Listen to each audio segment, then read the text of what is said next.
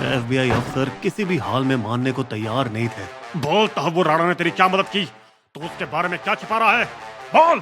लेकिन 26/11 मुंबई हमले के खूंखार मास्टरमाइंड डेविड हेडली ने मुंह में दही जमा के रखा था। सर ट्रस्ट मी, मुझे उसके बारे में कुछ नहीं पता है। मैं उसे धोखा नहीं दे सकता। हम दोनों लंगोटिया यार हैं।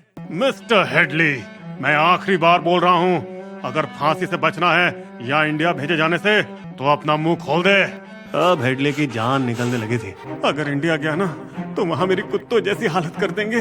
लाजमी है, उसे अपनी जान अपने जिगरी दोस्त से ज्यादा प्यारी थी। ठीक है साहब, मैं सब बताता हूँ।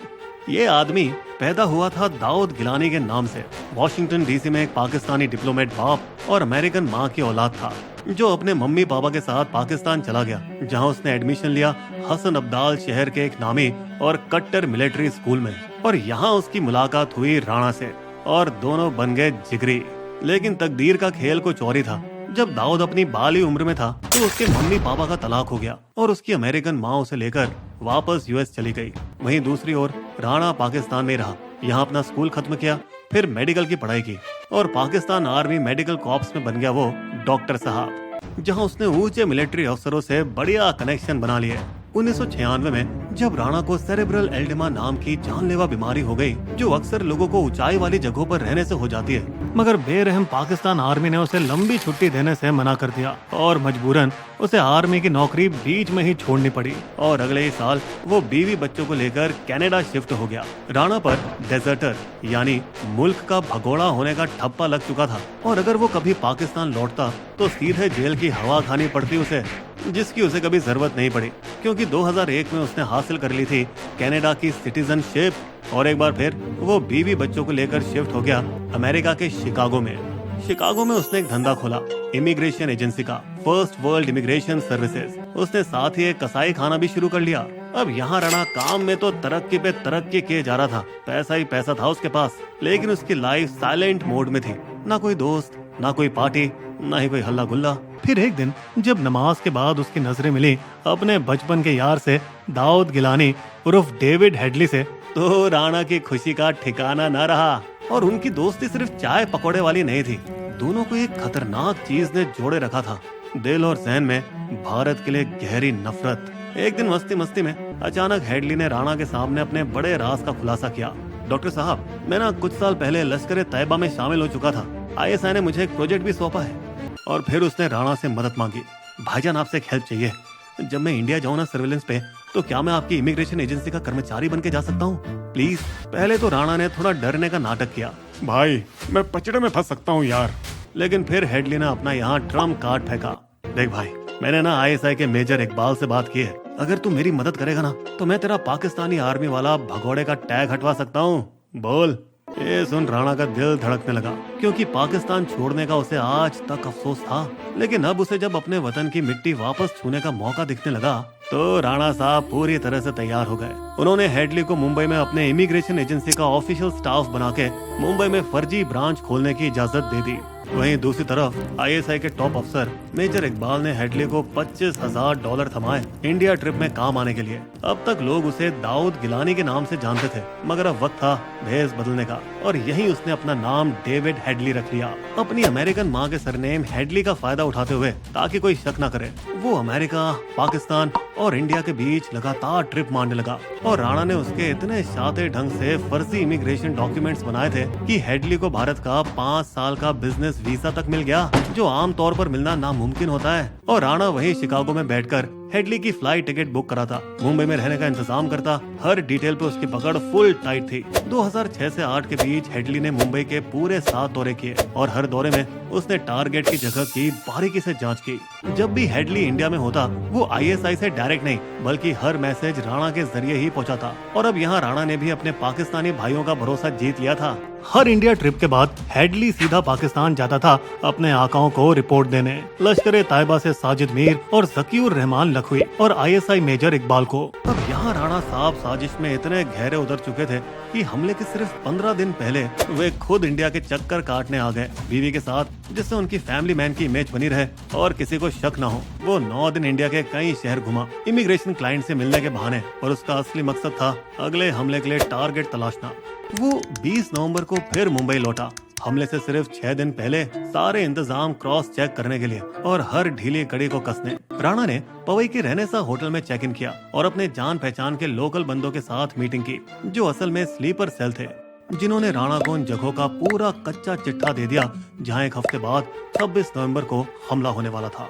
अगले दिन 21 नवंबर को उसकी अब इतनी हिम्मत हो गई थी कि वह अब सीधे ताजमहल होटल जा पहुंचा, जो आने वाले दिनों में मौत का मंजर बनने वाला था, और वहां बैठकर बिजनेस मीटिंग का नाटक करता रहा। और उसके बाद उड़ चला दुबई, जहां उसकी मुलाकात हुई अब्दुल रहमान उर्फ पाशा से, पाकिस्तानी आर्मी का रिटायर मेजर। सर, सारा इंतजाम फुल प्रूफ है। लेकिन दोस्तों, यहाँ सवाल ये उठता है कि इतनी बड़ी प्लानिंग, इतने सारे ट्रिप्स, फिर भी कैसे चूक गई इंडियन इंटेलिजेंस? बताया जाता है कि अमेरिकन खुफिया एजेंसी ने लश्कर के कई ईमेल्स पकड़ लिए थे आतंकवादी हमले की प्लानिंग के बारे में। उन्होंने जून से नवंबर 2008 के बीच हमारे इंटेलिजेंस ब्यूरो और रॉ को कम से कम 26 बार चेतावनी दी थी। लेकिन भाइयों, यहाँ ट्विस्ट ये था कि उन ईमेल्स में दाऊद गिलानी का नाम था और अमेरिकी अफसरों को कोई आइडिया नहीं था कि ये असल में डेविड हेडली ही है, जो नकली नाम और फर्जी कागजों पे खेल रहा है। और अब रॉ और आईबी, जो हमेशा अलग थलग, हम अपने रास्ते तू अपने रास्ते स्टाइल में काम करते थे, उन्होंने चेतावनी को एकदम हल्के में लिया। अरे यार, ये तो बड़ा जनरल अलर्ट है, कोई पक्की जानकारी नहीं होगी। अमेरिकी सीआईए ने 18 नवंबर 2008 को भारत के कोस्ट गार्ड के डायरेक्टर जनरल तक को बोल दिया था, पाकिस्तानी जहाज अल हुसैनी पर नजर रखो, लश्कर हमला करने वाला है। लेकिन कोस्ट गार्ड भी आलसी निकला और उसने बातों को हल्के में ले लिया। अरे ताओ, वो पाकिस्तानी समंदर में है, हमारे जुरिडिक्शन में नहीं आता। 26 नवंबर को जब मुंबई दुखद आतंकवादी हमलों से जूझ रही थी, तब ये हरामखोर राणा दुबई से शिकागो की फ्लाइट में था और दूसरा हरामी हेडली लाहौर में बैठकर टीवी पर पूरा तमाशा देख रहा था। लेकिन दोस्तों, कहानी यही खत्म नहीं होती, बल्कि यहाँ से तो शुरू होती है। तो मुंबई हमले की सफलता के बाद हेडली और अहंकार से भर गया और दिसंबर 2008 में वो राणा से फिर शिकागो में मिला। डॉक्टर साहब, लश्कर वालों ने नया प्रोजेक्ट दिया है जिसका नाम था मिकी माउस प्रोजेक्ट, और प्लान था डेनमार्क के उस अखबार पे अटैक करना जिसने प्रॉफिट मोहम्मद के कार्टून बनाए थे। और इस बार का प्लान और भी रूह कपा देने वाला था। इस बार हमारे आदमी पत्रकारों के सिर काटेंगे और सड़कों पे फेंक देंगे। डेनमार्क की पुलिस कैसे झल्लाएगी, देखने में कितना मजा आएगा। और बस, ये हरामी राणा फिर से एक्टिव हो गया और उसने तुरंत ही नकली इमिग्रेशन डॉक्यूमेंट्स और नकली विजिटिंग कार्ड्स बनवा डाले। और जनवरी 2009 में राणा ने अपने पैसों से हेडली को डेनमार्क में सर्विलेंस पर भेजा। हेडली ने पूरे स्टाइल में नकली कार्ड दिखाया और अखबार के ऑफिस में घुस गया। लेकिन लश्कर वाले 26/11 के बाद कुछ वक्त तक अंडरग्राउंड रहना चाहते थे। डेनमार्क वाला हमला कैंसिल, जिससे राणा झल्ला उठा। ये लश्कर वाले साले पूरा जोश ठंडा कर देते हैं। और अभी तक पर्दे के पीछे से काम करने वाला राणा अब लगाम अपने हाथ में ले चुका था। ये हिंदुस्तान ही है हमारा असली दुश्मन। अब उसने आईएसआई से डायरेक्ट बातचीत करके फिर से हेडली को इंडिया भेजने का प्लान बना डाला। और इस बार का टारगेट था दिल्ली में सारे दफ्तर खोलना और सारे यहूदी लोगों की इमारतों का मुआयना करना। मार्च 2009 में फिर से हेडली का 5 साल वाला इंडियन वीजा ऐसे आसानी से रिन्यू हो गया जैसे एटीएम से पर्ची निकलती है। एक बार फिर बिजनेस विजिट की आड़ में हेडली ने फिर से पूरी चौड़ में रैकी की। दिल्ली के यहूदी चाबड़ हाउस, नेशनल डिफेंस कॉलेज, जहां देश के टॉप डिफेंस और सिविल अफसरों की ट्रेनिंग होती है, और मुंबई में इजरायली एयरलाइन ELAI का ऑफिस भी चुपचाप देख डाला। और मजे की बात, इस सब के दौरान फिर से इंडियन इंटेलिजेंस को कुछ पता नहीं चला। लेकिन हेडली का दिल अब भी डेनमार्क के हमले में अटका था और जुलाई 2009 में वो इंग्लैंड जाकर छुपे हुए अलकायदा आतंकियों से मिला। पर अब वो ये नहीं जानता था कि ब्रिटिश इंटेलिजेंस एजेंट पहले से ही इन आतंकियों पर नजर रखे हुए थे। कोई अमेरिकन आदमी से बात कर रहा है। ये खबर जब इंग्लैंड ने डेनमार्क को दी तो वहाँ के खुफिया एजेंट ने हेडली का साइकिल पे पीछा किया जब हेडली वहाँ का दौरा कर रहा था। और दोस्तों, सबसे बड़ा बम तो तब फूटा जब ब्रिटिश ने शिकागो में बैठी FBI को ये खबर पहुँचा दी। सर, एक बंदा है डेविड हेडली, 5 अगस्त को कोपेनहेगन से शिकागो आ रहा है। बस फिर अगस्त 2009 में FBI ने हेडली को वायर टेप करना शुरू कर दिया और हर उस इंसान को भी जो उससे मिल रहा था। सितंबर में FBI को पहली बार राणा के बारे में पता चला जब हेडली और राणा एक साथ लॉन्ग ड्राइव पर निकले। उन दोनों ने सोचा कि वे अकेले हैं, तो दोनों मौसेरे भाई खुल के 26/11 के बारे में बात करने लगे। फिदाइनियों को तो मेरा दिल से सलाम है यार। मैं तो बोलता हूँ इन्हें पाकिस्तान के सबसे ऊंचे फौजी मेडल निशाने हैदर से नवाजा जाना चाहिए। मगर भाईजान, आप तो उस रात फ्लाइट में थे, तो आपको हमले की खबर कैसे लगी? भाई पाशा ने दुबई में सब फुसफुसा दिया था।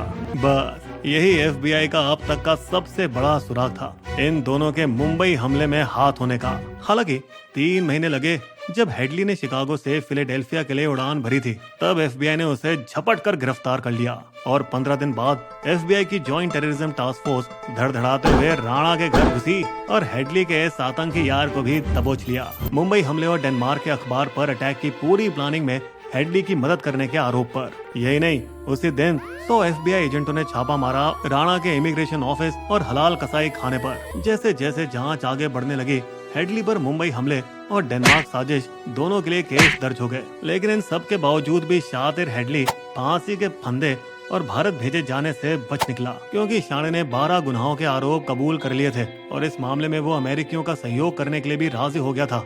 और जो हमने वीडियो की शुरुआत में दिखाया था, अपने जिगरी दोस्त राणा के खिलाफ उसने गवाही तक दे दी थी, जिस डील के बदले उसे 35 साल की सजा हुई, जो वो आज भी अमेरिका की जेल में काट रहा है। हमारा भारत, जिसका गुस्से से खून खौल रहा था और जो हेडली को दबोचने के लिए आतुर था, उसके लिए बहुत बड़ी असफलता थी। और उसके ऊपर राणा की कोर्ट में नौटंकी चालू थी। जज साहब, हेडली ने मुझे धोखा दिया, मैं निर्दोष हूँ। और कोर्ट ने उसे मुंबई हमलों के आरोपों से रिहा कर दिया, पूरे सबूत नहीं होने की वजह से। लेकिन डेनमार्क वाले केस में और लश्कर से संबंध होने के मामले में उसे 14 साल की सजा मिली। दोस्तों, इन दोनों की गिरफ्तारी से एक अच्छी और एक बुरी बात हुई। अच्छी ये हुई कि दिल्ली शहर 26/11 जैसे हमलों से बच गया, मगर बुरी बात यह कि इंडिया ने दूसरी जगह संघर्ष करना चालू कर दिया। बार बार अमेरिका से विनती करना कि हमें हेडली दे दो, हमें हेडली दे दो, मगर अमेरिका का वही जवाब, जब तक वो हमारी जेल में अपनी सजा काट रहा है तब तक हम कुछ नहीं कर सकते। फिर 10 दिसंबर 2015 को मुंबई कोर्ट ने अमेरिका जैसे ही चाल चली, हेडली को माफ करके उसे सरकारी गवाह बना दिया, जिसकी मदद से उस हरामी राणा और पाकिस्तान में बैठे उनके मास्टरों के खिलाफ उसकी गवाही मिल सके।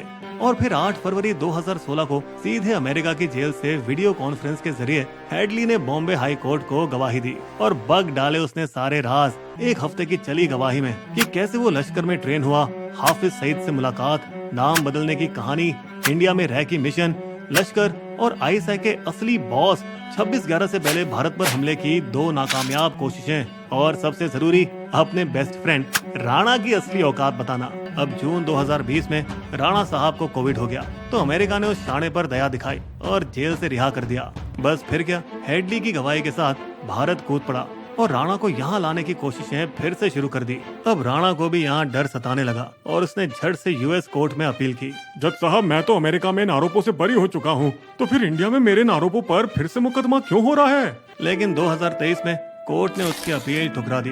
देखो, इंडिया के केस में अलग तथ्य हैं, तुम्हारे घिसे पीटे बयान यहाँ नहीं चलेंगे। और इस तरह भारत को 26/11 के केस में पहली बड़ी कानूनी जीत हासिल हुई। यहाँ थकेला राणा बेवजह अपील पे अपील फाइल किए जा रहा था, पर जनवरी 2025 में यूएस के सुप्रीम कोर्ट ने उसकी सारी अपील को रफा दफा कर दिया। फिर जब फरवरी में प्रधानमंत्री मोदी ने ट्रम्प से बात की, तो वो भी राणा को भारत भेजने पर अपनी सहमति दे गए। My administration has approved the extradition of one of the plotters and one of the very evil people of the world. बेचारा राणा आखिरी वक्त तक अमेरिका के चीफ जस्टिस जॉन रॉबर्ट्स के सामने गिड़गिड़ाता रहा, लेकिन वहां से भी भगा दिया गया। दोस्तों, आपको बता दें, इंडियन एनआईए टीम ने उसको उठा के दिल्ली वाले हेडक्वार्टर में एकदम टाइट सिक्योरिटी वाले लॉकअप में ठूस दिया है, जहां वो ना सिर्फ अपने गुनाहों के बल्कि अपने बेस्ट फ्रेंड हेडली के जुर्मों का भी हिसाब देगा और पाकिस्तान की सरकार से मिली शहर से चल रहे बड़े बड़े आतंकियों के बड़े राजों का भी खुलासा करेगा। बिस्बो की शायरी।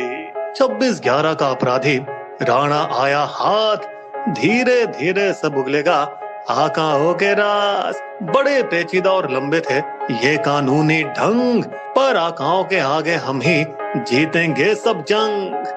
हमारे वीडियो कंटेंट के सारे स्रोत आपको डिस्क्रिप्शन में भी मिलेंगे।